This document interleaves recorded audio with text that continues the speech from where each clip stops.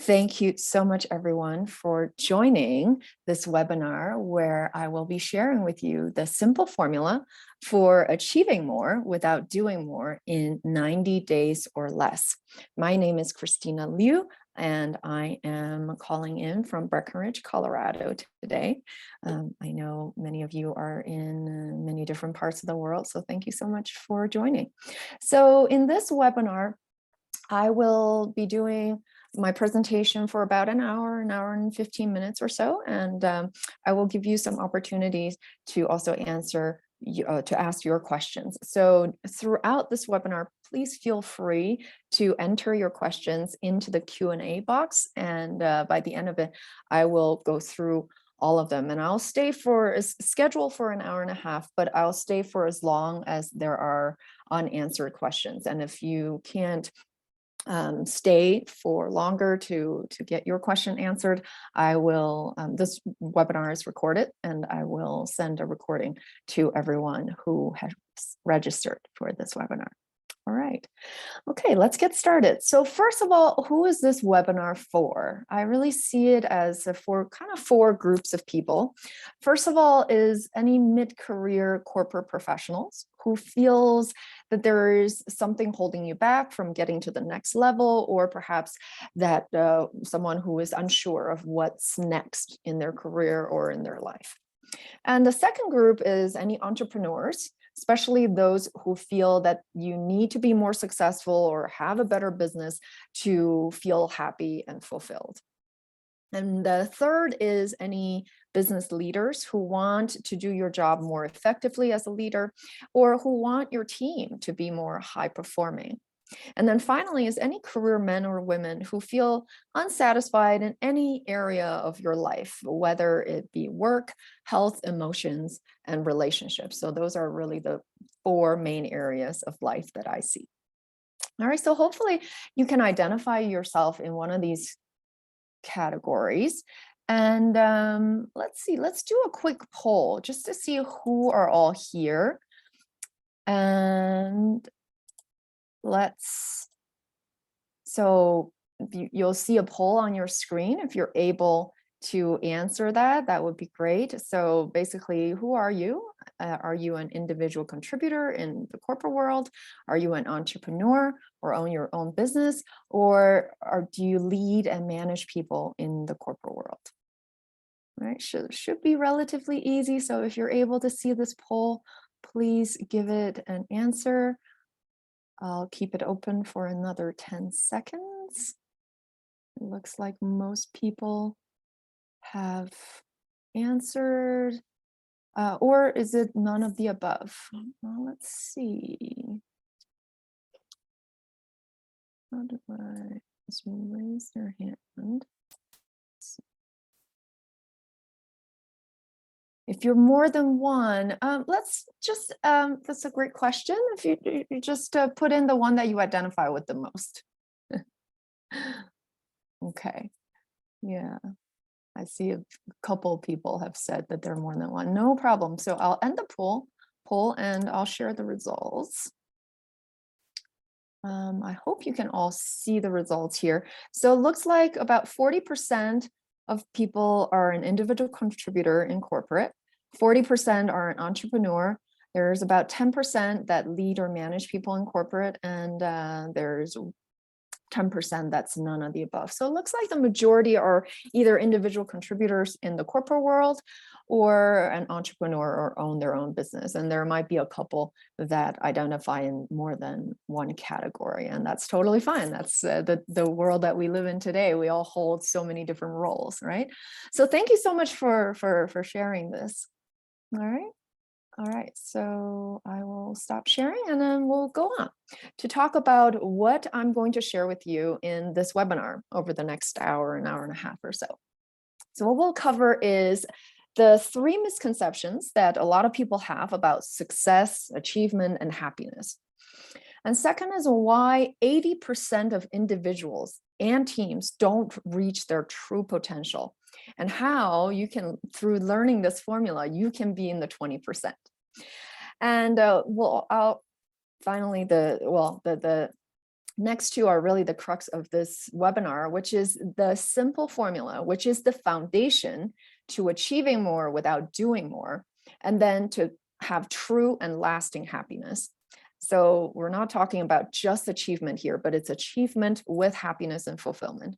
And then finally, how to use this framework in any area of life, whether it's achieving more at work, becoming a better leader, feeling more positive emotions, having better health, or having more fulfilling relationships. All right. And if you do stay till the end, I know this is a lot of time commitment on your part, and I'm truly, truly grateful that you're here. If you do stay till the end, I do have a very cool gift for you. So I hope you do. And okay, so throughout the webinar, please put in your questions. I can't promise that I'll be able to go through the questions during the time, but I promise to answer your questions at the end. All right. Okay, awesome. So before we dive into this topic and the framework that I'm going to share with you, let me just tell you a little bit about myself, just especially, you might be wondering, why are you talking about this topic of success and achievement and happiness? So my name is Christina Liu. I am an executive coach, a mental fitness coach. I'm also a best-selling author.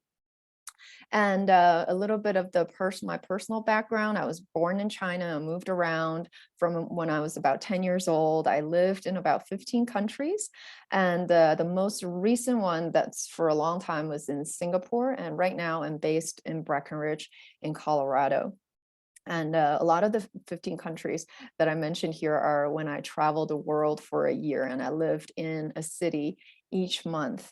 And that's actually what my book is about my experience traveling the world and all the learning and transformation that I had from that experience. And also a lot of it helped me with my own mental fitness, with my own, the journey to achieving more without doing more, and also feeling lasting and true happiness and fulfillment. And in terms of educational background, I have a bachelor and master in accounting. I also have an MBA. I got this in an institution called INSEAD in France and Singapore. And that's how I ended up living in Singapore for almost 10 years. And I also have a doctor of psychology. And before I became a coach and business owner, I worked in the corporate world for 14 years in the US and Singapore. And that's why I coach most of my clients who are either working in the corporate world, whether they're a leader or an individual contributor, because I've been both, as well as entrepreneurs, because that's who I am now. So that's why I feel equipped to work with this kind of clientele. And in terms of my own journey towards, achievement and happiness, I really went on quite an intense journey myself to discover myself, what I really want, who I really am, and to pursue what I really want with courage while feeling lasting happiness. And throughout this journey, I did many different personal development modalities over a number of years. And they were all great. They all helped me towards finding this clarity and getting me to achieve more mental fitness.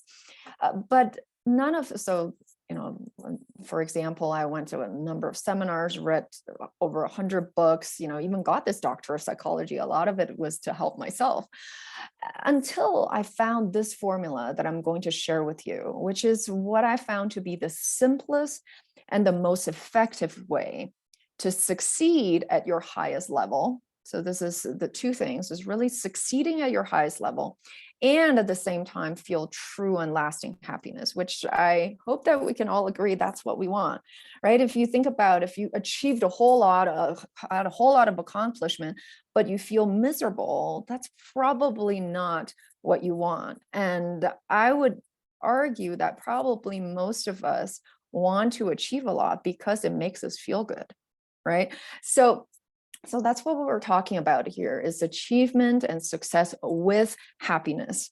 And we're not just talking about the fleeting happiness that a lot of us probably feel, oh, when I achieve this, I feel happy. But when I don't achieve, I don't feel happy. But we're talking about a lasting or sustained happiness that is not tied with achievement. And some of you might even go, well, is this even possible? But let me see if I can show you.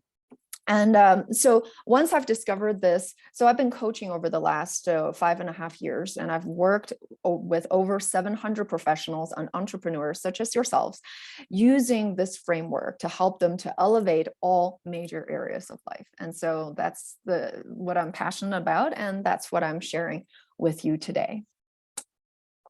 All right, so let's look at a few common misconceptions before we dive into this framework. Number one misconception that I see a lot is that the statement that if I want to achieve more, I need to do more, or I need to work harder, right? Probably many of you believe this. And the truth of it is, yes, you may be able to achieve a little bit more by doing more or working harder, but you will hit a limit if it's just by doing more and working harder with the kind of struggle that perhaps a lot of us feel. Or you will achieve in a way that doesn't align with who you really are and that doesn't bring you true happiness and fulfillment. However, if you want to achieve what you're truly capable of, which is at the achievement at your highest level, and achieve a way that is aligned with who you really are and that brings you true joy and fulfillment, you need to have clarity and direction. That's number one. So basically, know what you want to achieve in, and then work in the right way. So work smarter, not necessarily harder. Right. So that's the number one common misconception. Number two is, if I achieve more, I will feel happier and more fulfilled. Right? So probably a lot of you believe that if I achieve more, that's going to make me happier and makes me more satisfied, more fulfilled. And what is the truth? The truth is, you may be happier momentarily. So think back on the last time that you felt really happy because of some achievement. How long were you really happy for, right? I'm guessing it's not for months or years. It's probably for minutes, maybe days, weeks, months at most. But the truth is, true and lasting happiness has nothing to do with achievement. What you need to do is actually increase your baseline level of happiness, which is actually not tied to anything external, whether it's events or people or achievement or accomplishments. Right? So that's the second misconception. And finally, the third misconception is I need to learn a bunch of different techniques and formulas and go through a bunch of different trainings for succeeding in different areas of life. So if I want to achieve more in work at the promotion, I need to learn these types of techniques. If I want to achieve in money, I need to learn these other types of techniques. In leadership, it's a different set of techniques. Health, emotions, relationships all require different techniques or formulas or training. What the truth is that there is actually one formula that if you master it, you will succeed in all areas of life while feeling that sustained happiness. And that's the formula that I'm going to share with you. So once you master this formula, it will allow you to achieve more without doing more. It will allow you to feel true and lasting happiness that is not tied to achievement or anything that is external. And it will allow you to succeed in all areas of life when you master it. So the main areas of life that I see are really 4 areas. So work, money, leadership, I see as kind of one component, kind of your financial life, your career. The other area of life I see is quite important that most people want to master is emotions. So feeling more positive emotions rather than negative emotions. And then third is health, your physical health.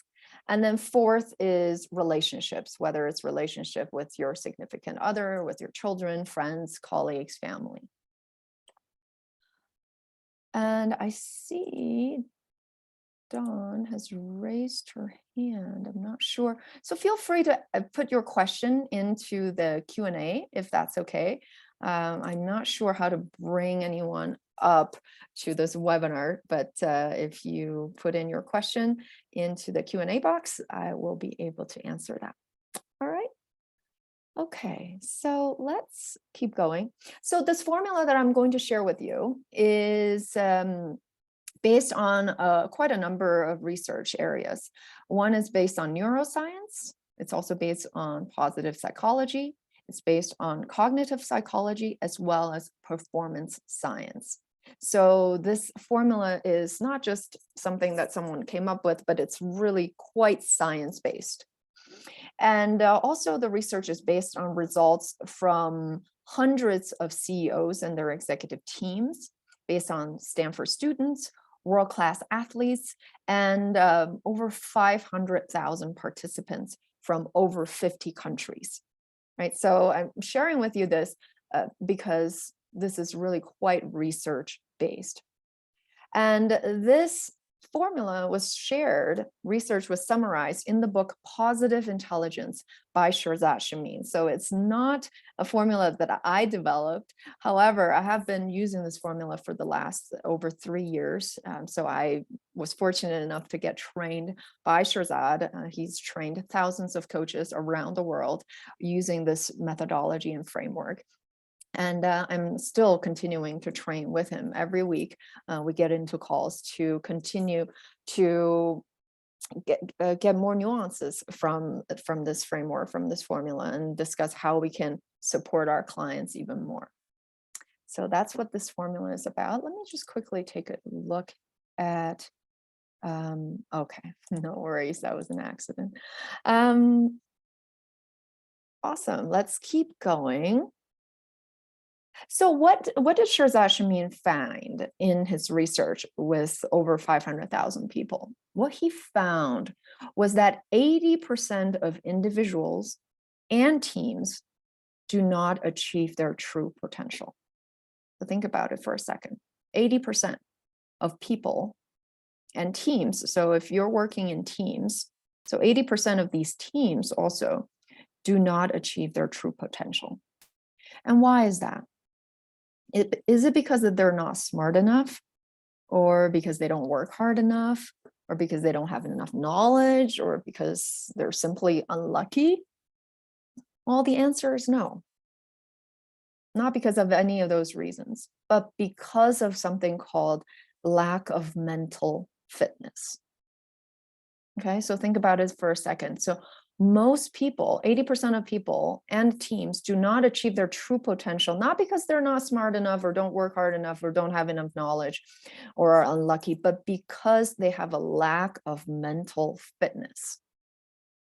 And so if that's the case, then really, if you want to achieve your true potential in any area of your life, the quickest way is actually to improve your mental fitness, right? Rather than, doing all this different trainings in all these different areas, hoping that you would achieve a little bit more, maybe feel a little bit better. But actually, if you really want to do any of those things, the quickest way is to improve your mental fitness. And what do we mean by mental fitness? Is your ability to respond to life's challenges, or to challenges in work and life, with a positive mindset rather than a negative one.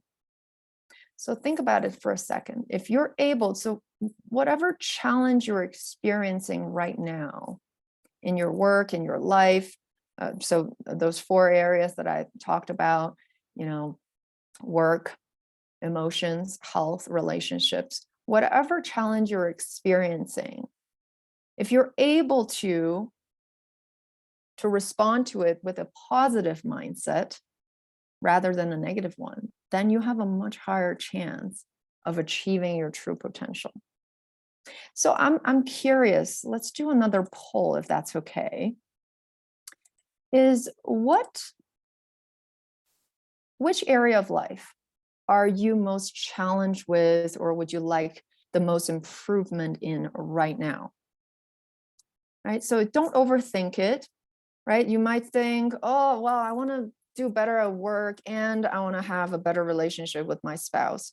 Well, just pick one for now, right? Whichever one just came to mind at first, whichever one you think, if I made that improvement, I would be much happier, or it would really make my quality of life so much better.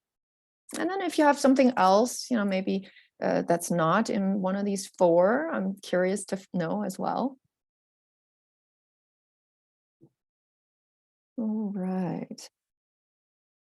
Looks like most people. Okay, it looks like everyone has answered. Okay, awesome. I'll end this poll. Thank you so much for answering, and I'll share the results.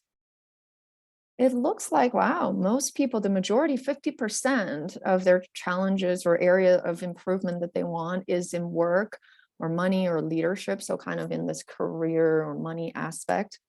The another 33%, so the second is emotions.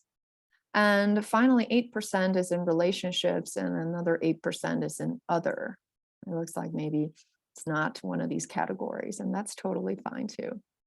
All right, so it looks like majority of people have a challenge or maybe want to improve more in their work.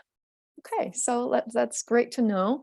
Thank you so much for answering that poll, and hopefully that gives you some idea of what your fellow participants here are concerned about as well. Okay, awesome. Oh, did I think I share the results, right? Yeah, okay, stop sharing. Okay, let me go back to the presentation. Okay, awesome. So how do you do that? So how we said, if you want to achieve your potential in any area of life, looks like the majority of people want to do it in their work life or money life. It's to improve your mental fitness. And so the question is, how do you do that, right? How do you improve your mental fitness? So that's what I'm going to share with you today. Is first of all, you understand the simple concept. So the concept is actually really quite simple. It's not complicated at all, not complex at all. And that's why I like it so much and it's so effective. I believe any concept for it to work, it really has to be simple. And then the second is to do short and simple exercises to build and maintain your mental fitness. So it's not enough to just learn about the concept, but you also have to do some exercises. But the good news is these exercises are really short and simple. And then finally is to apply this concept to any aspect of life, whether it's in your work, in your leadership, in your money, or in your emotions, or in your relationships, and also in your health. Right. So first of all, let's understand this simple concept. So what is this concept? Is that we are all made up of two parts. What are these two parts? On one hand, we're made up of saboteurs. And by the way, saboteur, sage, these terminology, if you don't resonate with this terminology, you can substitute it using your own language. But basically, saboteur on one hand is basically these forces that sabotages us, that, I hear of some people call them the inner gremlins, or maybe my little monsters inside, right? That sounds kind of bad, but use a word that resonates with you. But then on the other hand, we're made up of sage. So what is sage? Is our essence, is our best self, our true self, that if we can operate from this place, the sage place, that anything is possible. However, being humans, we have these saboteurs that sabotages us from being our best self. So that's really the concept. And what Shirzad has found in his research is that the saboteurs and the sage actually live in different parts of the brain. So the saboteurs, they live more in the brainstem, the limbic system, and more parts of the left brain, basically more the survival part of the brain.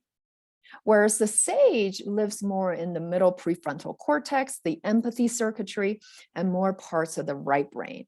So basically more in the evolved part of the brain. You can also see saboteur as this survival part of the brain, or the lizard brain, the old brain, right? And the sage being more the evolved part of the brain. And the saboteurs are more rooted in fear, whereas the sage is more rooted in love.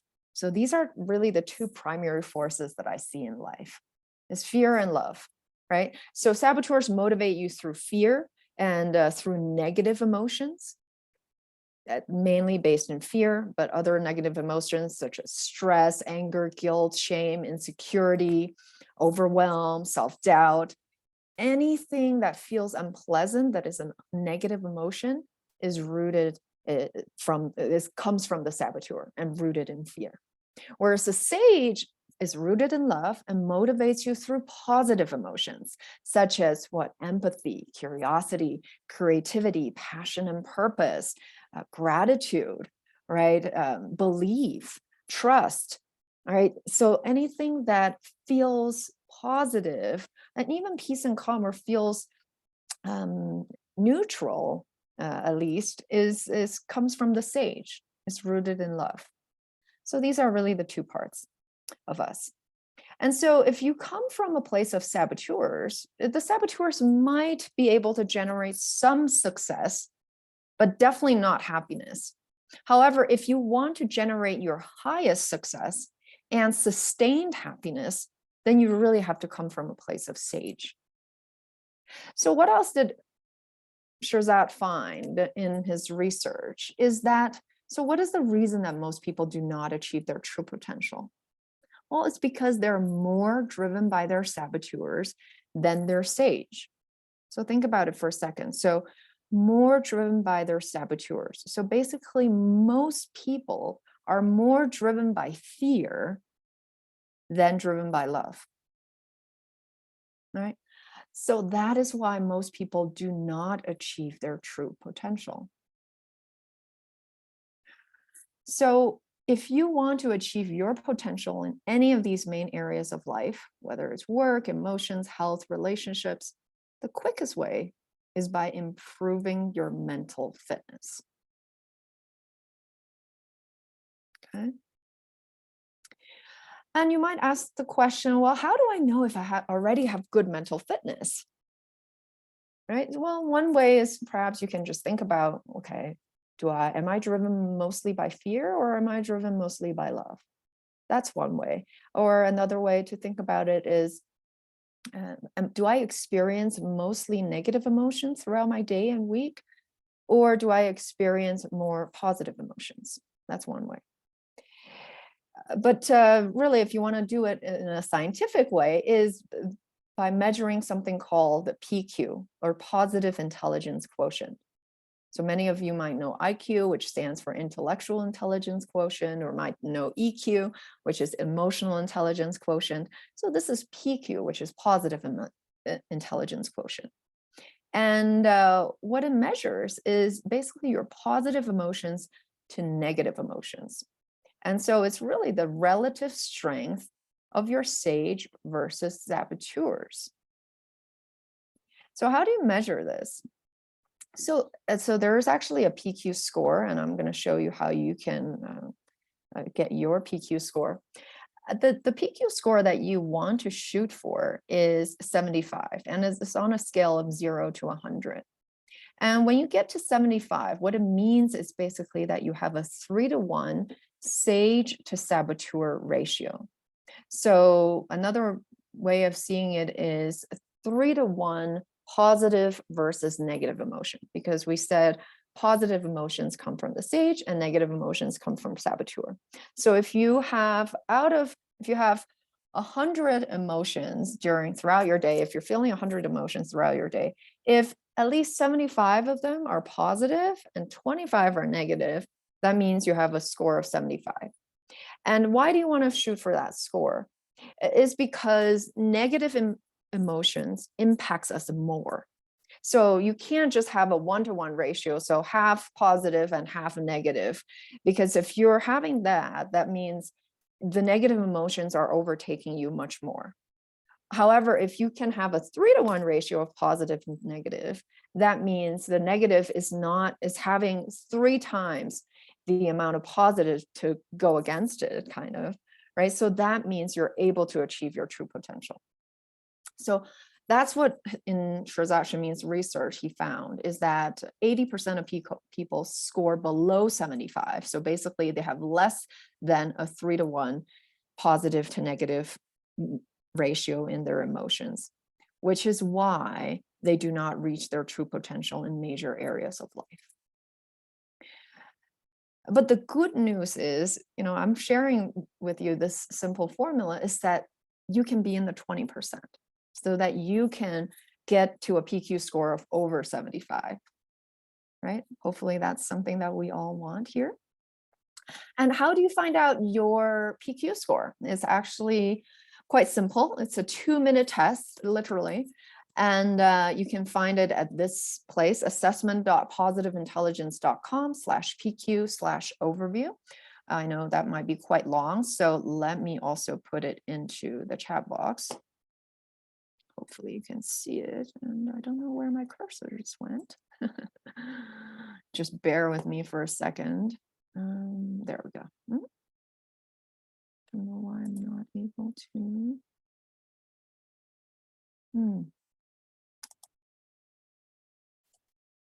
There. Okay. So PQ test, I've put it into the chat to everyone. I hope you are able to see it. And if not, I just ask me again later, or you can jot this down, or you can start typing into your laptop, and you'll be able to get this test. But hopefully, don't take this yet, right? Stay with me in this webinar. You will be able to have plenty of time to take this when you get off this webinar, because it only takes 2 minutes. Right. So based on what I'm sharing with you, if you got something that's above 75, amazing. Congratulations. You have amazing mental fitness. Chances are you're feeling a lot of great emotions throughout your day. You're probably achieving your true potential in all these major areas of life. That's fantastic. But if you don't score higher than 75, that means you probably have some areas of improvement. But also don't feel bad if you score something that's much, much lower than 75. And I've seen in so many of my clients scoring in their 20s and their 30s, right, out of 100. And that's totally normal and not something to feel bad about at all, because the good news is you can do something about it. And I've worked with clients who started out at 20s and went all the way up to, over 75. And over a very short period of time when you do the right things. Right. And so just quickly, some mistakes that I see a lot of driven professionals make is that they invest in a lot of programs and courses that teach them tactics rather than addressing the root cause. So for example, since most people here want to do better at work, and money and leadership. So a lot of them invest in things like 5 ways to increase productivity. They read about 7 habits of highly effective people, 10 routines of the most successful people, right? 18 competencies of EQ to become a better leader. And not that there's anything wrong with these programs, with these courses. There's in fact nothing wrong. They're all fantastic, provided that you're able to consistently implement them. However, most people do not. And why? Again, it's because of saboteur interference. So it's just because you know what to do doesn't mean you're actually going to do them, right? So if you just know the knowledge of what you need to do, of all these morning routines that successful people have, but you don't actually implement any of them, how much good is that going to do for you?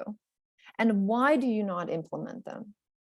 It's not because there's anything wrong with you, not because there's anything wrong with these routines either, right? It's because of the saboteur interference, which we all have. This is what I want you to take away also, is that every single person have these saboteur interference. And that's what prevents them from doing the things that they know they need to do that can get them to where they want to get to in life. Right. So that's why in order for those programs to work, the solution is not to take more and more of those programs and read more and more books, listen to more and more podcasts, hoping that the next one will work, that the next one will somehow stick, and somehow magically you will just start implementing those things that you read about and learn about, but rather to address the root cause first. And what is the root cause? Which is, it is to improve your mental fitness.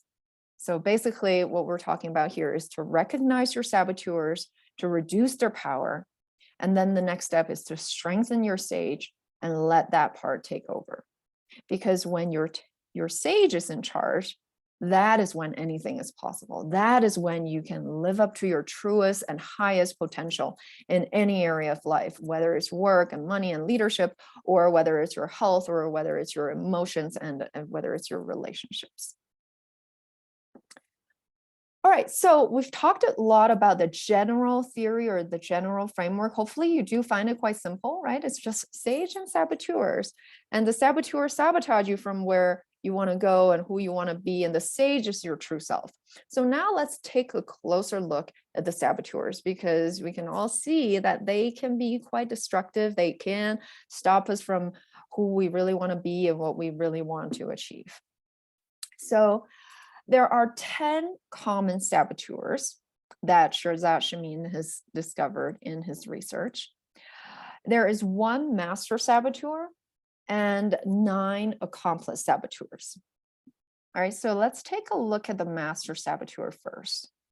The master saboteur is called the judge. And this is called a master saboteur, maybe the universal saboteur, because this is literally the saboteur that every single person has. Literally every person has this particular saboteur.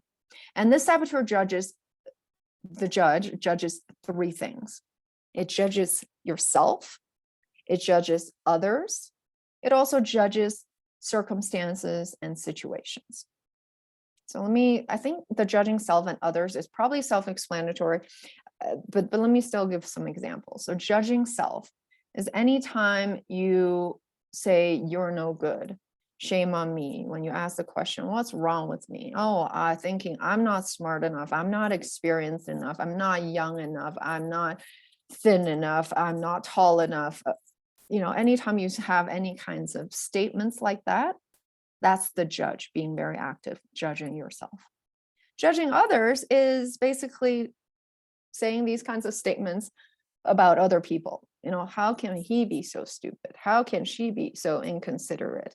How can he be so incompetent, right? When it comes to working in teams, how many times have we, had thoughts like this about other people in the team, or maybe some colleagues, or maybe friends, or even family, right? That's judging others. The third one, judging situations and circumstances, maybe not as self-explanatory, because when we think about judgment, we oftentimes think of judging people. However, judging circumstances and situations can be very destructive as well. And what this looks like is anytime you think the situation you're in is not good enough, that you cannot be happy in the situation that you're in, or anytime you say, I'll be happy when a certain condition happens, right? So this thinking of, I'll be happy when I have achieved more. I'll be happy when I have gotten that promotion. I'll be happy when I have this much money in my bank account. I'll be happy when I have found the love of my life, or any kinds of statements like that. That's you judging circumstances and situations. And what is the result of all of this, whether it's judging self, others, or situations, is it creates some kind of negative emotion, right? It creates some kind of unhappiness. And so that's the judge. So I'm also curious, just based on my explanation of just this judging self, others, and circumstances and situations, which one do you find yourself judging the most? Let me just quickly do a poll again. And again, don't overthink it. I know many of you might think, oh, I judge myself and others a lot, or I judge situations and myself a lot. Just the first thing that comes to mind, maybe what do you find takes up the most of your mind space and causes you the most amount of negative emotions? And perhaps which part would you like to improve or do less of the most? Is it judging self? Is it judging other people? Or is it judging circumstances and situations?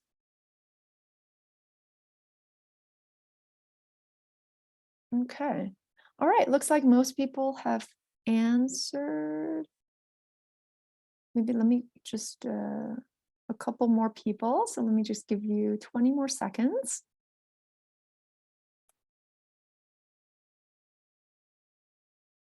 All right, I'll end this poll and share the results. Thank you so much all for participating.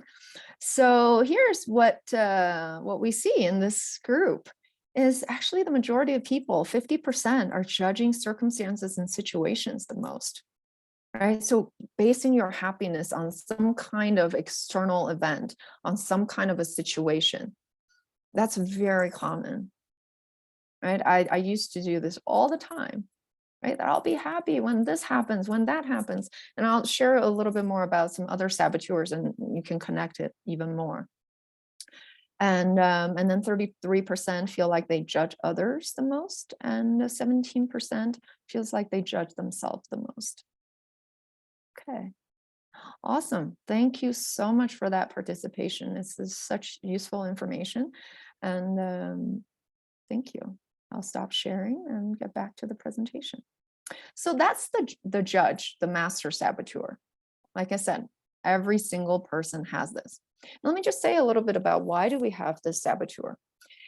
Is actually for survival.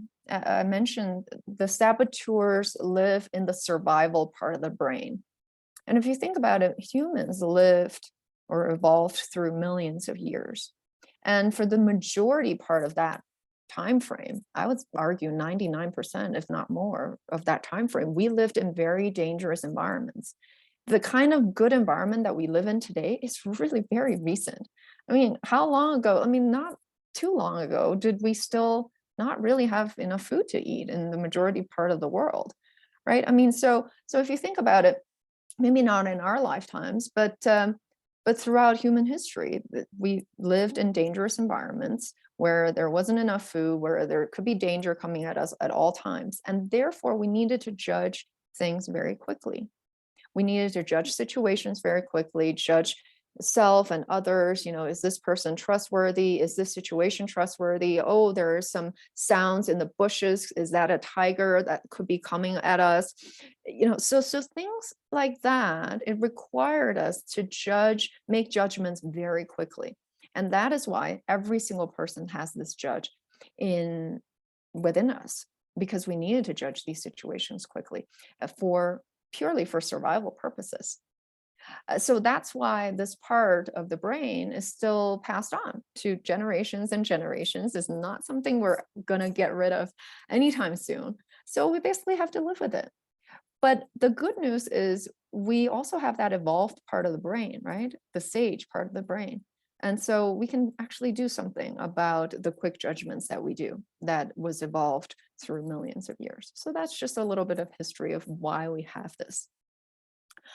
Now, I also mentioned that there are 9 accomplice saboteurs. So what they mean is these accomplice saboteurs, they pair up with the judge to give you some additional, more complex negative emotions. So negative emotions that can come from purely the judge alone is anytime you're feeling disappointment, you're feeling shame, you're feeling guilt. These are self-doubt. These are emotions that can purely come from the judge. And then there are other more complex negative emotions that come from the combination of the judge plus some of these accomplice saboteurs. So there's the controller, the hyperachiever, the restless, the stickler, the pleaser, the hypervigilant, the avoider, the victim, and the hyper-rational. So I don't have time in this short webinar to go through each of them very much in detail. However, what you can do, again, very fun, you can take a very simple test. It just takes about 5 minutes to find out what are your top accomplice saboteurs. So not every person has all these accomplice saboteurs. Well, let me take it back. Most people have some level of each of these accomplice saboteurs. It's very rare that I see anyone having 0 in any of the accomplice saboteurs, but very rarely does a person have all the accomplice saboteurs very high. So most of the time you have about 2 to 3 accomplice saboteurs that are very high up on the list. So let me just quickly show you, and then I'll put the link in the chat again.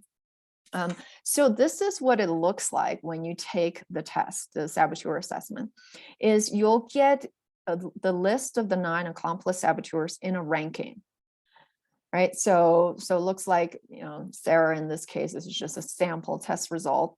She has the stickler and the hyperachiever very high at 7.5, and then the restless, pleaser, controller, hypervigilant, hyperrational, and then the victim and avoider are quite low. So this is probably a typical result that you'll see, with a few 2 to 3 that are quite high up at the top, and then quite a few 2 to 3 that are very low, and then a few that are kind of in the middle.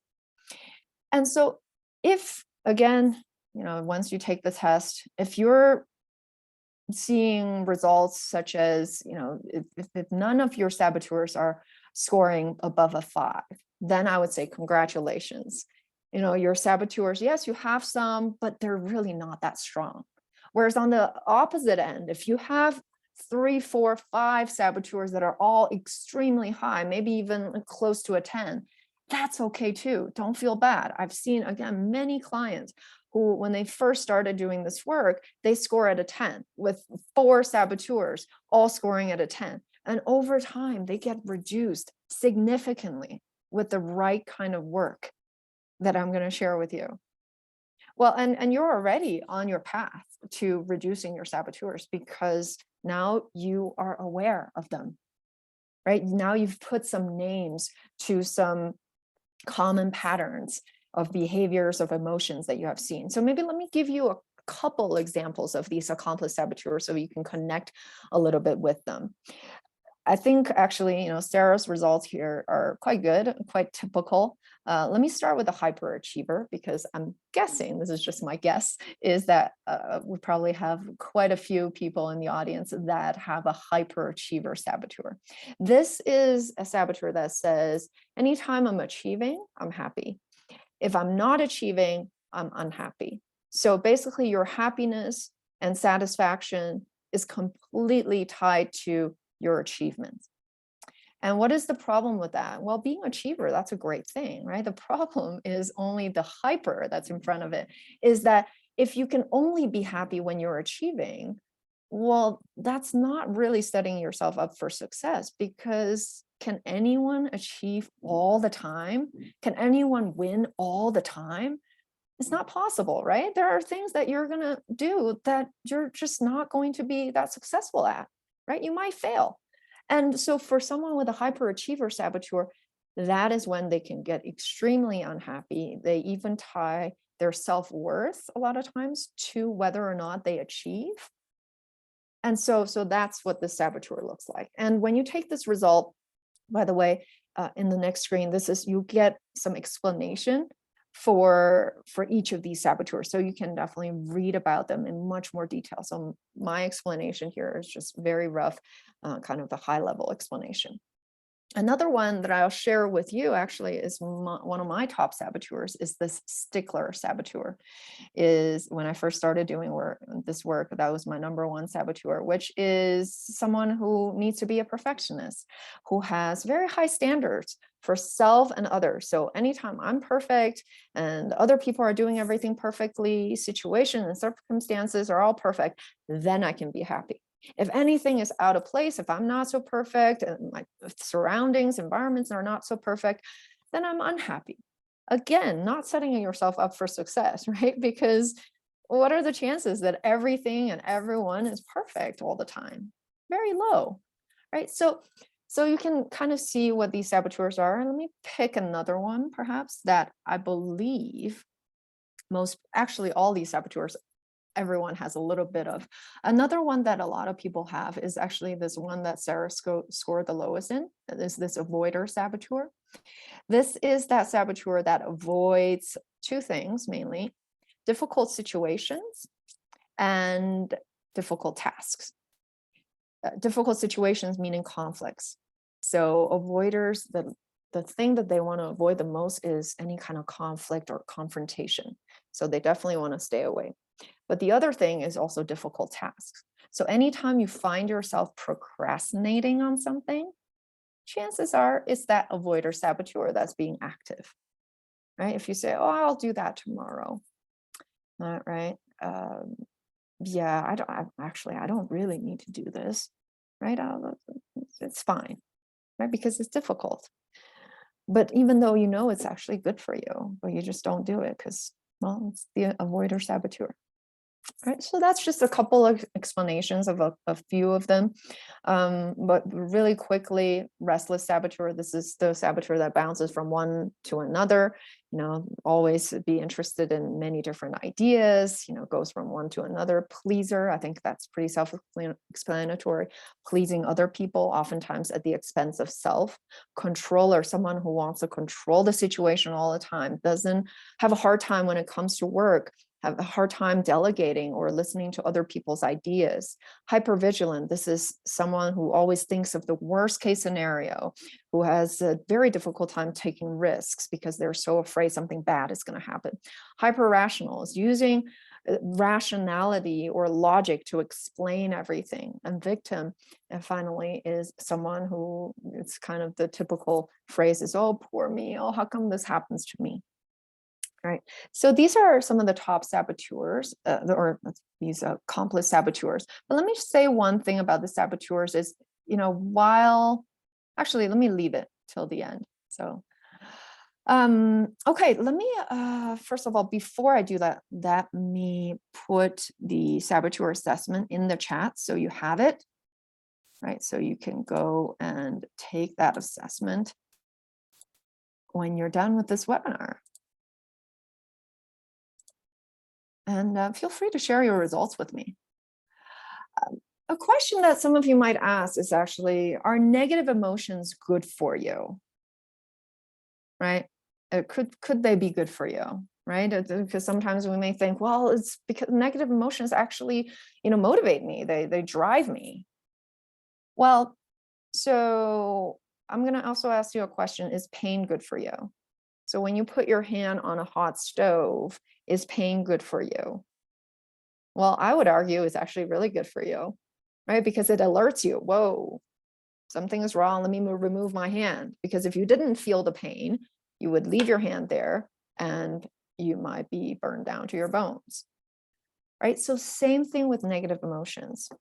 It can be really helpful, but only for a second or a few seconds as an alert signal to say, hey, something is going wrong. You may need to pay attention to something. However, staying or dwelling in negative emotion, I would argue, is not so helpful. It hurts your ability to see clearly, to respond with empathy, curiosity, creativity, or laser focused action. And any time you have any negative emotions is coming from a saboteur. So the goal that we really have is to get down to your feeling negative emotion to that 1 second. But of course, feeling 1 second, that's kind of the Jedi master level, or, the Dalai Lama level.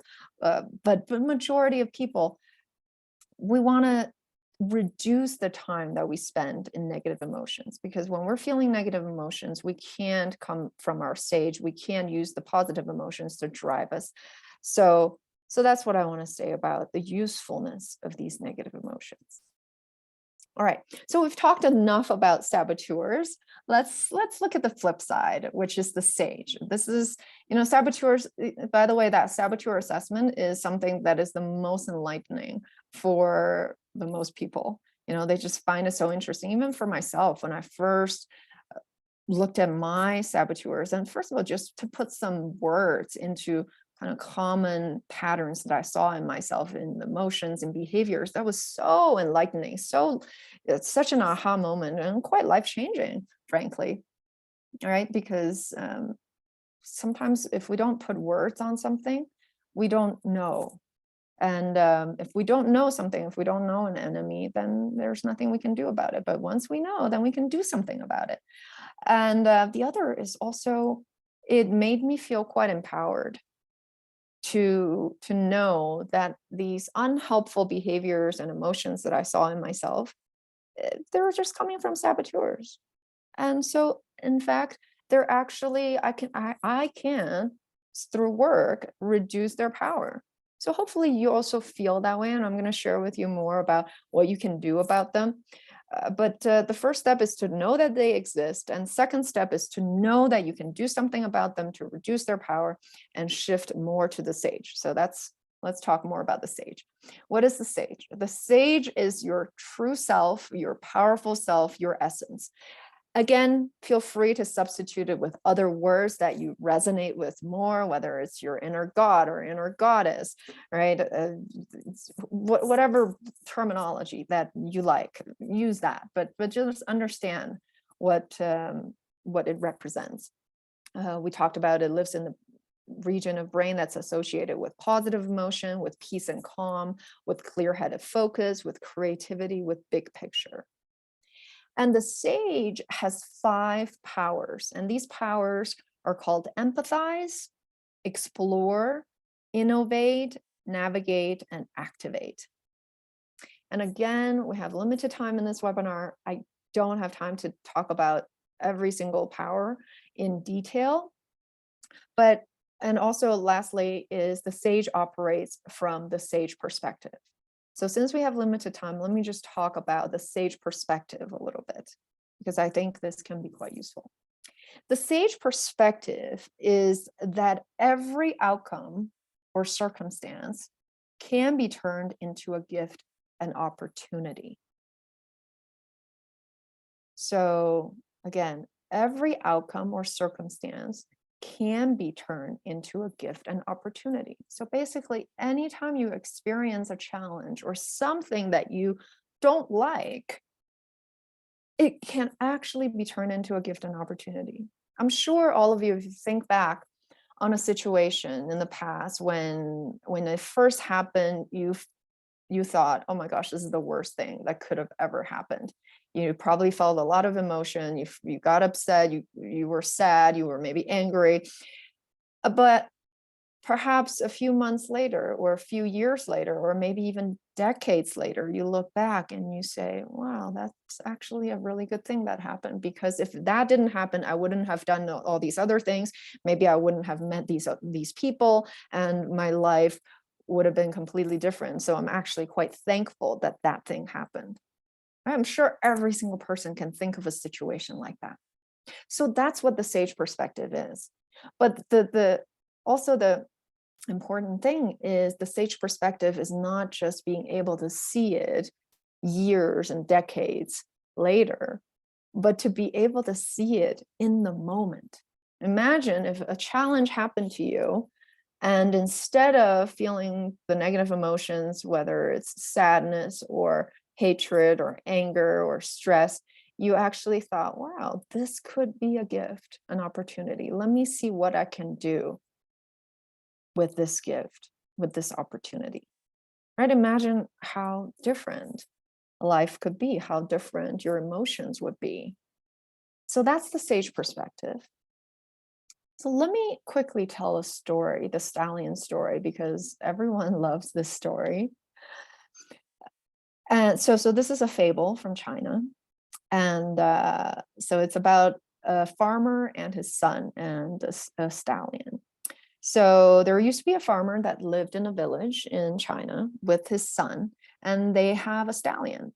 And the farmer entered the stallion into a competition in their village, and the stallion won first prize. So once the neighbors found out about this, they came to the farmer and said, oh, congratulations, your stallion won first prize. That's so amazing. And then the farmer didn't get super excited, just said, who knows what is good and what is bad? Well, the neighbors were a little puzzled. They left. A few days later, the stallion, because it won first prize, the word got out and it got stolen. So someone came and stole the stallion. And then the neighbors heard the news, came to the farmer and said, oh, I'm so sorry that your stallion got stolen. And the farmer didn't seem too upset. Again said, who knows what is good and what is bad? And then a few days later, the stallion amazingly actually came back. And along with him, he brought a bunch of mares that followed him to come back to the farmer. And then again, the neighbors found out, came to the farmer and said, congratulations, you got your stallion back and you got all these other horses. And the farmer again said, who knows what is good and what is bad? Now, a few days later, the farmer's son decided to ride one of the mares. And because the mare is so wild, it threw the farmer's son off of her, and the son broke his leg. And now the neighbors again come to the farmer and say, oh, we're so sorry that your son broke his leg. Well, the farmer again didn't seem so upset, just said, who knows what is good and what is bad? And then a few days later, the imperial army came through the village and drafted all males, young males of a certain age. And because the farmer's son broke his leg, he actually got exempt from the draft. So he didn't need to go to the war. And now the neighbors don't even bother to come to the farmers anymore because they know what he's going to say. So what's the farmer going to say? Let's say it together. I know I can't hear you, but let's say it together. Who knows what is good and what is bad? Right? So hopefully you got some lessons from this story, and that's connected with the sage perspective, right? So you never know when something is good or bad. Sometimes we want to judge too quickly. That's the saboteur. That's the judge that wants to judge. This thing is good. This thing is bad. And when it's good, it gives us these positive emotions temporarily. And then when it's bad, it gives these negative emotions. So we're constantly in this fluctuation of good and bad, right? But actually, if we just have a little bit of patience, something good could turn into something bad. Something bad could also turn into something good. So that sage perspective, even when something bad happens, if you can think of it as it's a gift, maybe it will just be a gift. So that's why the question, which perspective is true? Is it the saboteur perspective, this is bad, or is it the sage perspective, this is a gift? Well, the answer is whichever you believe becomes true, right? It's kind of like that self-fulfilling prophecy. Even if something quote unquote seemingly bad happens, if you believe it's a gift, you'll turn it into a gift. But if you start believing it's bad, well, it will just be bad. All right, so that's I know I've taken a lot of time. Hopefully you can all stay with me for another 20, 30 minutes or so. So that was the concept of the sage and the saboteur, and together it's called the positive intelligence. And when you can master it, you basically improve your mental fitness and you have a much, much higher chance of achieving your true potential. But the next step is to do these short and simple exercises to build and maintain your mental fitness, because it's not enough to just know the theory. Now that you know the theory, oh, I have some saboteurs, I need to reduce their power, and I need to be more in my sage. I need to use the sage perspective. I also need to use the 5 sage powers. Well, that's great that you know that, but how do you really implement it? This is what I was talking about before. To implement it, to actually get these concepts to stick, for you to actually be able to see something challenging as a gift, or to stop having negative emotions for more than a few seconds, is by doing something called PQ reps. And they only take 10 seconds at a time. So it's, this picture is like, I see mental fitness very similar to physical fitness. And most people logically will understand that if you want to be physically fit, you can't just read a bunch of books about how to be physically fit, right? You actually have to get up and do exercises to get physically fit. So I don't think most people have a hard time understanding that. However, when it comes to mental fitness, it seems like a lot of people have the idea that if I just keep on reading more about how to be mentally fit, how to be more peace and calm, have more peace and calm, how to have more gratitude, how to see things as a gift, I'll be able to do it. Well, it's the same thing as physical fitness because there's actually muscles in your brain. We talked about saboteur sits in one brain region, sage sits in one brain region. So if these are muscles, you actually have to work on them. It's not just about reading the concepts, understanding the theory, but actually doing something to practice the muscles, to strengthen the muscles. And also based on this is the theory that lasting positive change requires about 20% insight and 80% muscle building. So same thing, if we think about physical fitness, do you need to know a little bit about what you need to do to get physically fit? You do, right? You need to understand some theory. You cannot be, not eating the right things if you're constantly eating donuts and ice cream all day, thinking that's the right thing to eat to get physically fit. Well, you probably need to change some of that knowledge. So you do need to, and you probably need to understand what are some exercises that you need to do to get physically fit. So you do require some knowledge. However, the knowledge is only 20% of what's going to contribute to you actually being physically fit. The 80% is the exercises that you do and the eating right that you do. So same thing with mental fitness.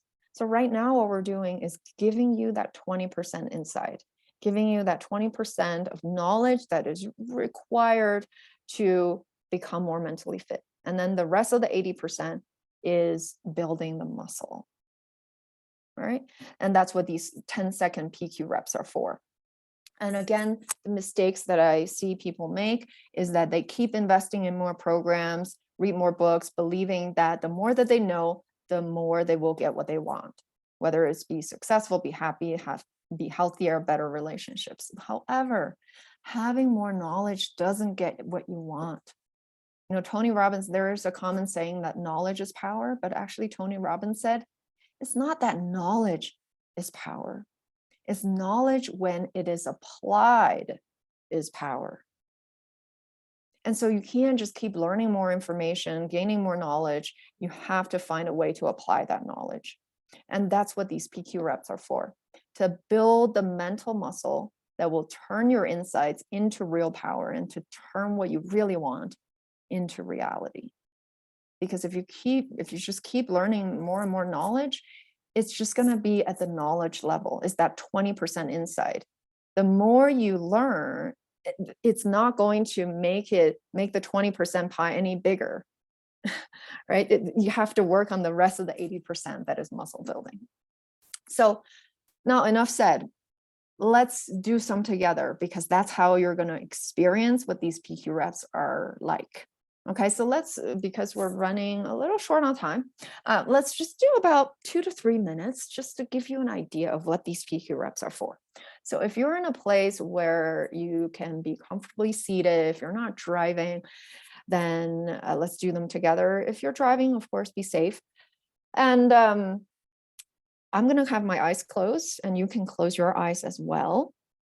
And just have your feet firmly planted on the ground if possible, or you can sit in a lotus position. As long as your back is relatively straight, your head is straight. And let's start with some PQ reps with breathing. Let's take in a slow, deep breath in. Hold it for a moment at the top. And breathe out completely.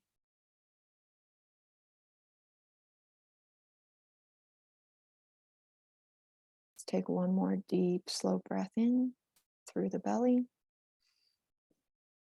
up to your chest, and hold it for a moment at the top. And let's breathe out completely, letting it all go, letting go of any stress or tension that you may be holding. Wonderful. Now let's do some PQ reps with touch. Let's touch 2 fingertips together and let's rub them with so much attention that you can feel the fingertip ridges on both fingers.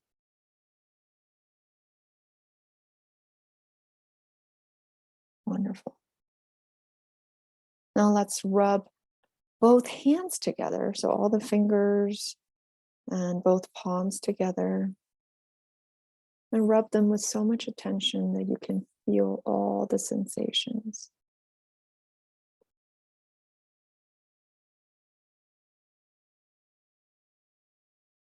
Wonderful. Now let's do some PQ reps with sensations in the body. Let's feel your feet firmly planted on the ground. And see if you can find all 10 of your toes. You might need to wiggle them a little bit. See if you can find all 10 of your beautiful toes.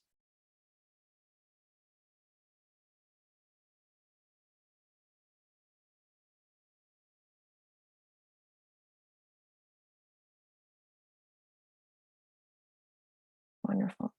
Now let's put both of our hands on our chest and just feel your chest rising and falling as you breathe in and out.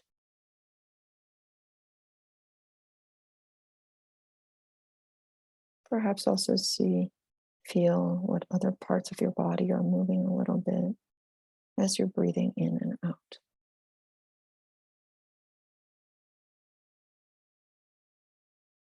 Wonderful. Now let's do some PQ reps with sound. See if you can hear the furthest away sound that you can hear.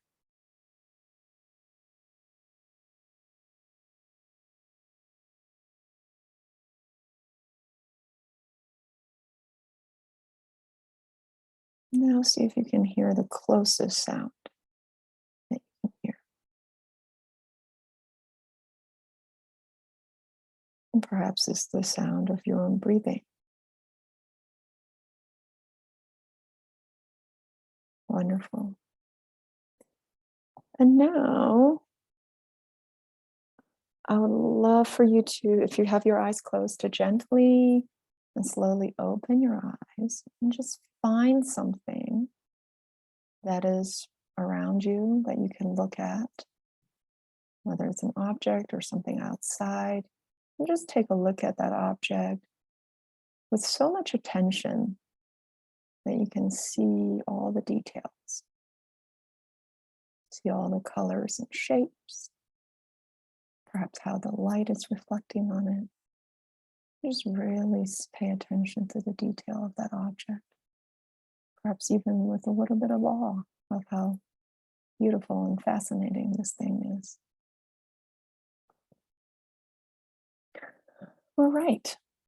Well, whenever you're ready, you can slowly come back to this place. Well, I hope you were all able to participate with that because, it's great that we learned so much theory. I hope you found it useful, but what I hopefully through that 20 and 80% pie chart, you understand that what we just did is just as important, if not more important. And the theory is that if you can do this for about 12 to 15 minutes a day, the kind of exercise that we just did, after 6 to 8 weeks of practice, your brain is being rewired. And you can actually see in MRI brain imaging increased gray matter in the sage brain region and decreased gray matter in the saboteur brain region. Isn't that amazing? That we actually have a chance of rewiring our brain to have more sage and less saboteur. So that is possible for every single person, as long as you're able to commit to this kind of practice. And we're not talking about sitting for hours and doing hours and hours of meditation. We're talking about 12 to 15 minutes a day for about 6 to 8 weeks, if you're able to do this consistently. Cool? Okay, well, so that was theory and that was the practice. And now it's about applying the concept to any aspect of your work and life. So most people here are concerned about work, money, maybe leadership. So it's about, having more success at work, getting that promotion. That's what I see a lot. Clients come to me for more financial freedom, being a better leader. So that's that category. If you're able to apply this to that, you will absolutely see significant improvement. Your emotions, absolutely. What we're talking about here is being happier, right? So if you're able to do this practice, you will have that greater baseline level of happiness that is not dependent on circumstances or other people. So not everything has to go right all the time for you to be happy. Not everyone has to behave in the way that you want for you to be happy. And also the other thing is having more clarity of what you want. And this is another area that I see a lot of people struggling with, is having that clarity to know, what is it that I really want? What is it that I really want to achieve? And not just keep working more and more, but actually asking the question, is this really the right thing for me to be working on? Or do I need to shift gear and work on something different or work in a different way? And then finally, also health, your better physical health. You might think that this doesn't have a whole lot to do with physical health, but it does. Being more fit, having greater energy, because when you are more clear-headed, when you're in your stage, you will know what best to do, right? I think most people here know what we need to do to be healthy, but how come, so many people are not, right? It's not that because they don't know what they need to do, it's because they don't apply it. And finally, relationships, whether it's with your spouse, partner, or children, with your managers, direct reports, colleagues, or with your friends and family. So again, some mistakes that people make is that they believe that you need to take different courses and learn different techniques for each challenge. What I see people a lot of times come to me for is, I want to get that promotion. Give me some tactics on how to get promoted. Or, I don't find myself being really assertive enough at work. So, and I don't know how to ask for what I want. Give me some tactics on how to do that. Or I need to be a better leader. Teach me some leadership skills, right? How to be healthy and fit, how to have the relationship that you want. How can I be a better parent, right? So, and more and more and more. And people think that they need to learn some different tactics for each of these. The truth is, similar to what I mentioned before, these are all tactics, but they don't address the root cause. But when you master your mental fitness, all these challenges are solvable. When you come from a place of the sage, you will have the answers. You will know what to do. And I'm not saying don't go for any of these courses or learn these tactics. I absolutely do. However, the sequence is that you master your mental fitness first. So you build that foundation, and then you learn these tactics to build and complement on this foundation. Because if you have shaky foundation, you can try to build as much as you want. It will fall down. Right? Because if you keep learning, oh, how can I be more assertive? But your saboteur is getting in the way, is constantly judging you. Well, guess what? You're probably not going to be that assertive, even if you learn all these tactics, right? That's just one quick example. So that's why, I teach you this, and I'm passionate about this theory, is because it is the foundation that when people make a change, make a positive change in their mental fitness, every single area of their life is going to be improved. And then at that point, when you start taking these courses, learning these techniques and tactics, it will stick. You will actually be able to apply them. And let me just share quickly a few examples and stories of some of my past clients, and maybe you can resonate with them a little bit based on their story. So Paul was previously a banking executive, very successful, and kind of retired from working in the corporate world because he was working too much and made enough money, and started becoming a founder of various businesses, and was a real estate investor in his early 40s. And when he retired from the corporate world, he wanted to enjoy his life more. However, he still found himself working a lot in these businesses and feeling a lot of stress and wanting to control everything. So he had a very strong hyperachiever and controller saboteur. And after going through the PQ program and going to my retreat, so I also host some retreats in my lodge in Peru and also here in Colorado where I live, and I'm doing some follow-up coaching with me. He became much more, this is in his own words, aware of natural responses to situations and choose more helpful alternative paths, and is able to manage stressful situations much better, has had increased productivity, and is able to delegate non-essential tasks rather than controlling everything to himself. So he could work less while making much more actually now, and he's enjoying life much more and feel much happier and healthier, and is able to enjoy his relationships, specifically with his wife and friends. Right, so that's the story of Paul. And I also had a client named Anne. Anne is a VP of an education company in her 40s. She felt when overwhelmed when she started working with me and not confident because she just got this new position as a VP and became this leader of leaders, and had challenges with a few team members not performing at a high level. She had a strong judge and also a hyper vigilant saboteur, so is quite concerned about anything going wrong. Right. And after coaching with me, using the positive intelligence framework, she felt much more equipped in her new leadership role. She, in her own words, gained valuable new skills that are now a part of my leadership style. My team developed quickly, and the leaders that reported to me also grew in their positions. She used the framework also with her team. So this is an example of how this framework doesn't just work for you necessarily. So if you are managing people, or even if you're not managing, if you're just engaging with people, right? Who doesn't?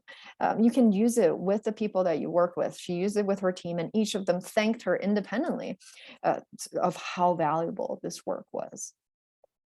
And finally, the story of Fred. Fred is an entrepreneur, and he at the time was also a full-time caretaker of his Asian grandma, and he is in his early 40s.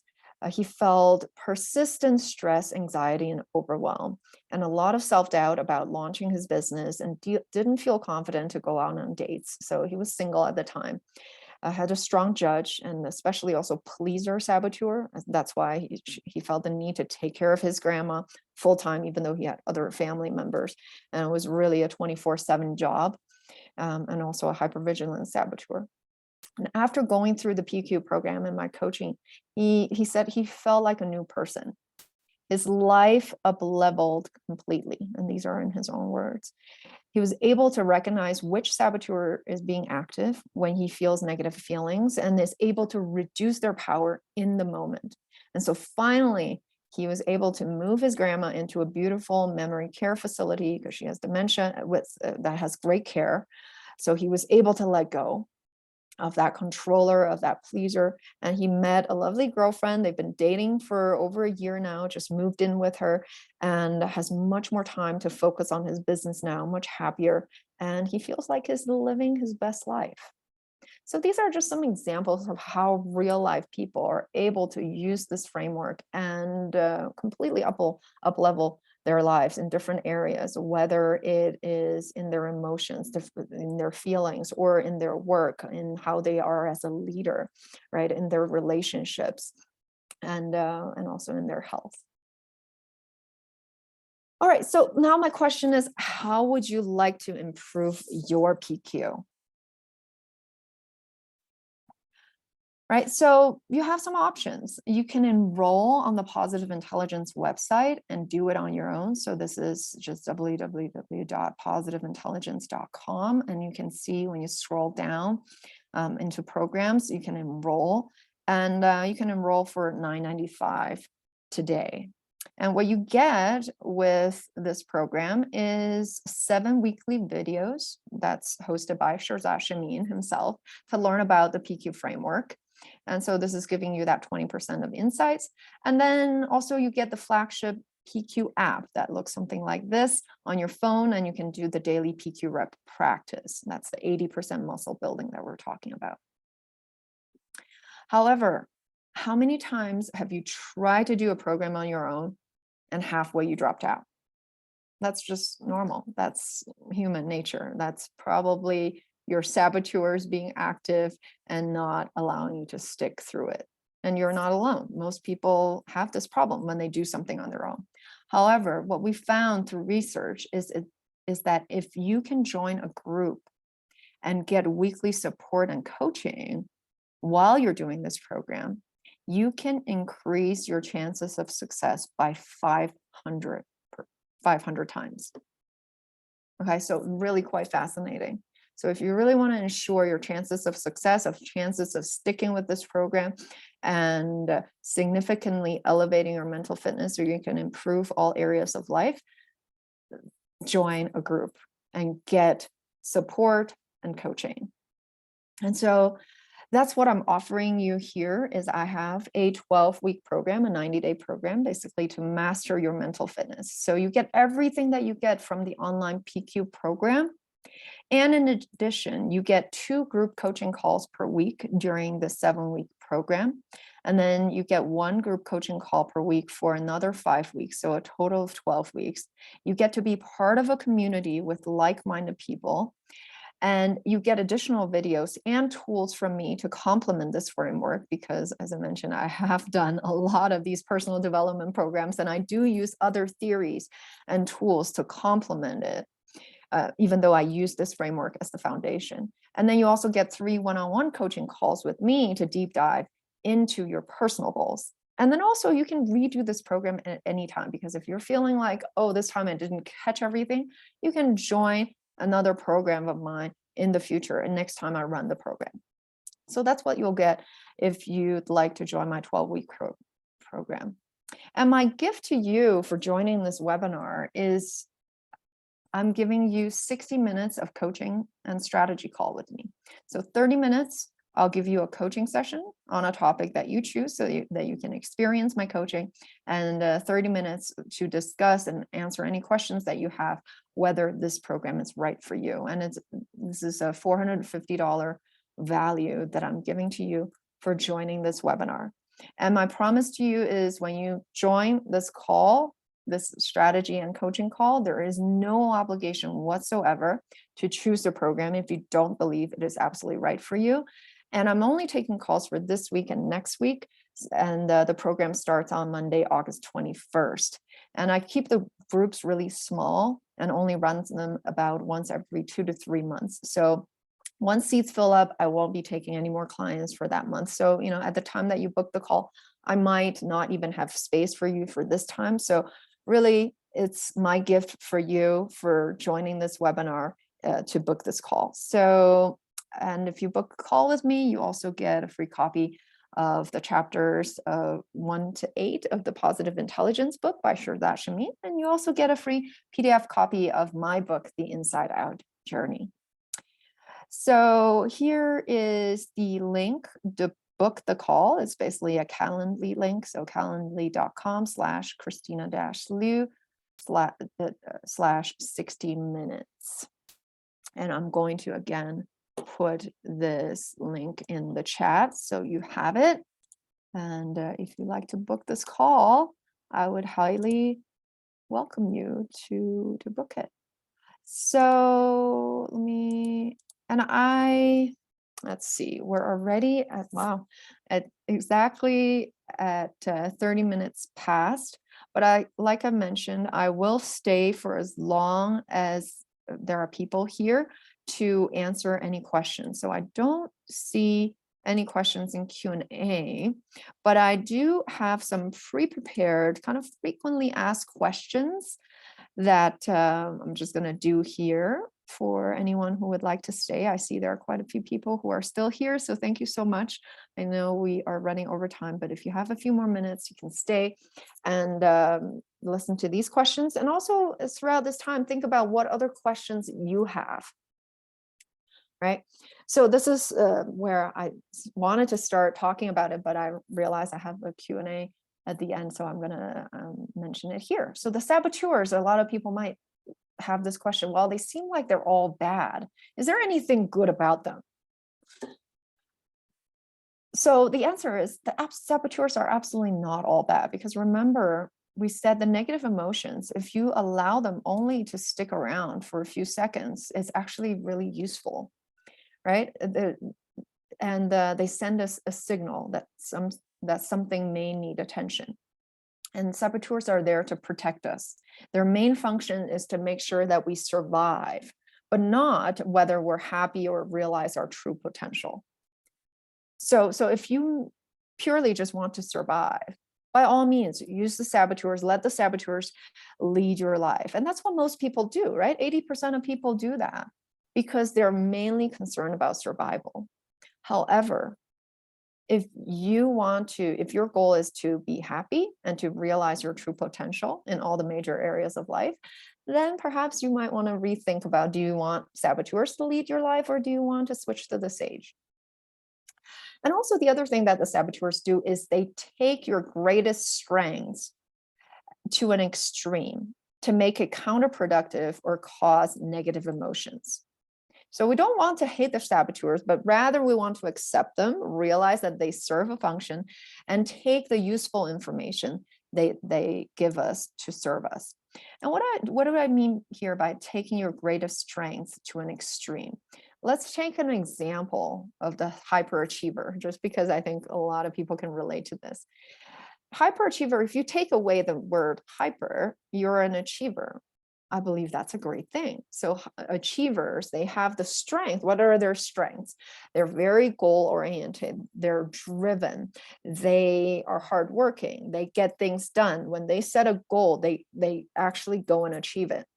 Amazing qualities, right? Don't ever want to lose them. And this is, if you're doing it to appropriate amount, that's coming from your sage. Your sage is saying, hey, I realize I have this potential. I'm able to be this kind of leader. I'm able to have this kind of position in the company, or I'm able to start this kind of a business. So therefore, I want to do that.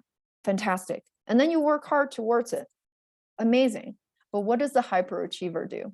The hyperachiever says, if I don't achieve this, if I don't get to this position, I'm going to be upset. And the whole time that you are going from where you are now to that position, you're actually not happy. All you're thinking about, how can I get to that position?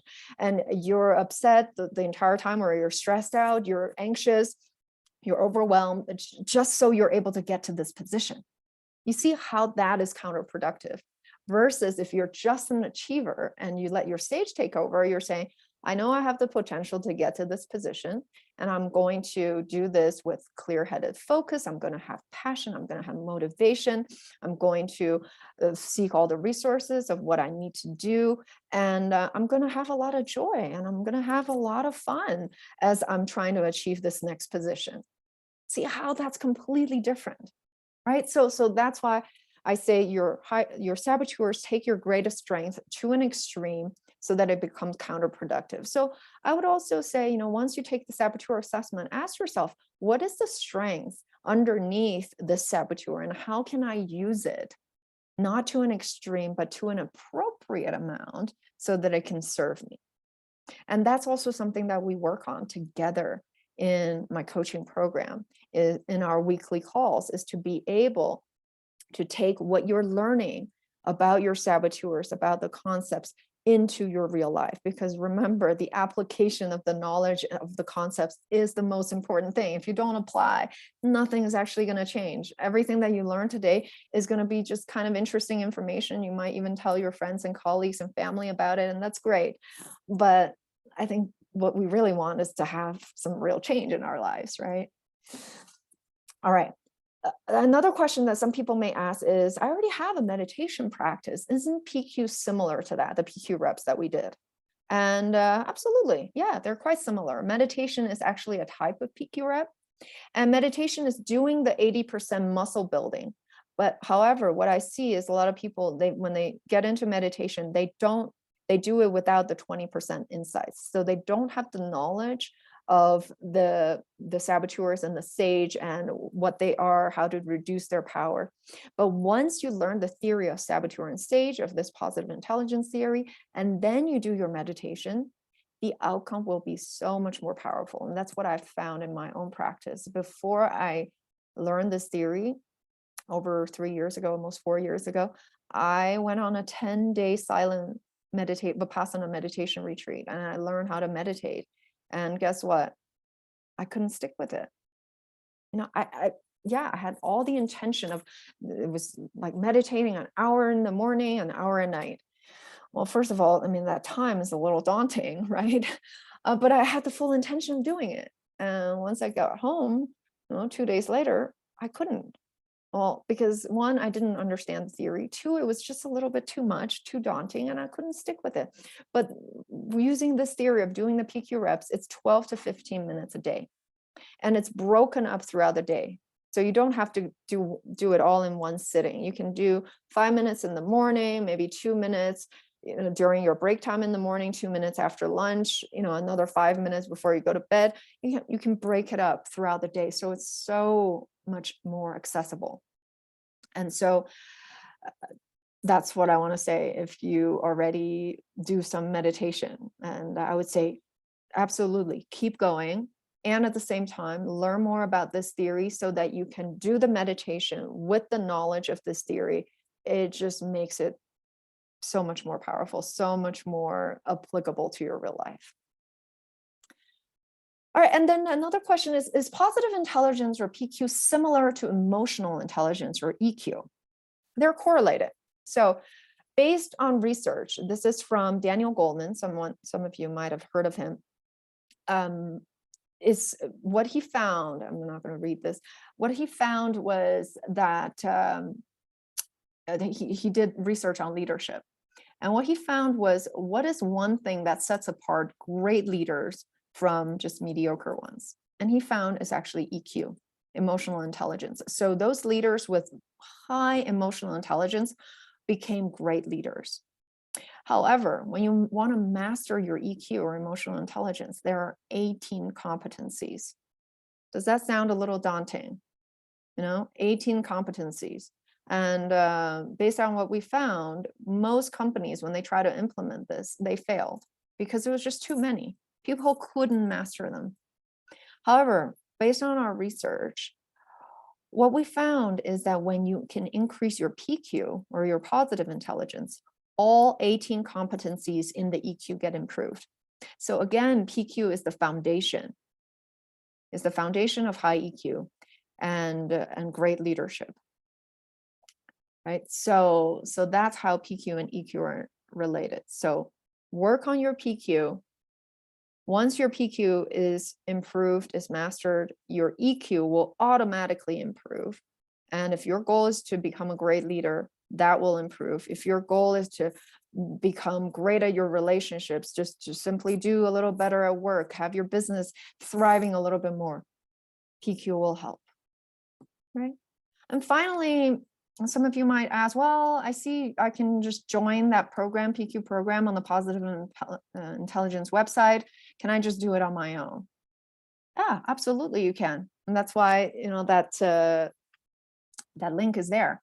But research shows, we already talked about, going through a program with a group and the support of a coach, you can increase your success by 500 times.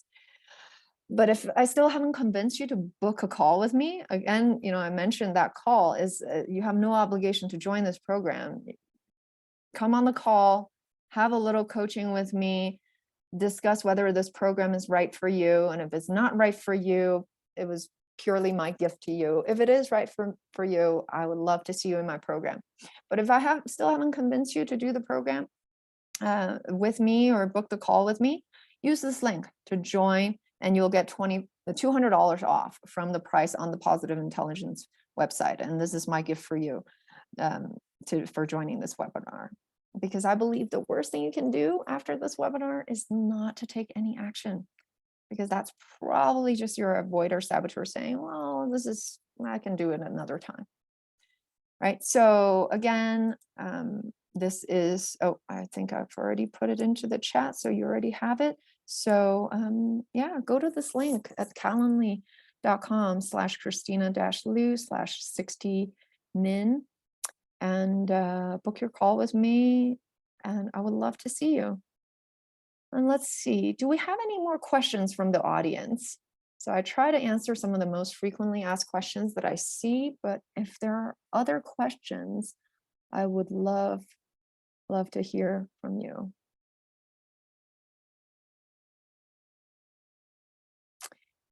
Well, I'll just give it another minute or so, just in case, something pops up and you want to ask the question. I don't see it right now. But if you do, please type it in. All right. Well, it looks like people are starting to drop off. I'll stay for another minute if anyone thinks of any questions, if any questions comes up. And oh, by the way, for anyone who's still here, when you close this webinar, I do have a short survey, just a 3-question survey that you can answer that will really help me to see how I did and make some improvements in the future. So hopefully you will be able to take 30 seconds of your time to giving me a little bit of feedback. That will be so valuable to me. All right, well, I want to thank you all so much for joining this webinar, especially those of you who stayed till the very end. I know I ran over time, and I truly appreciate that you stayed on and stuck around. And hopefully you got some useful information. And even more importantly, I hope you not only got more useful information, but put it into action. Book that call with me. It's completely free, no obligation. Go take those assessments that I told you about, the PQ assessment, the the saboteur assessment. Yes, sorry, just drew a blank.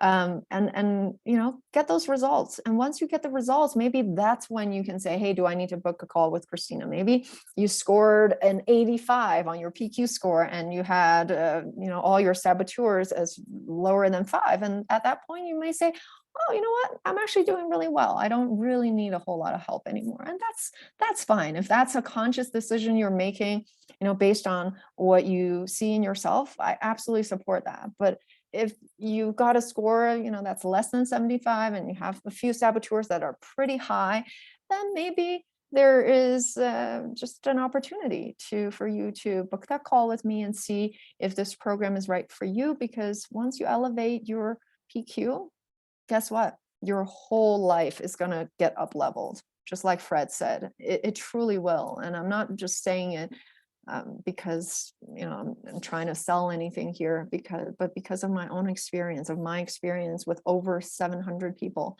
that I have coached. And the 3 examples that I gave are just 3 of them.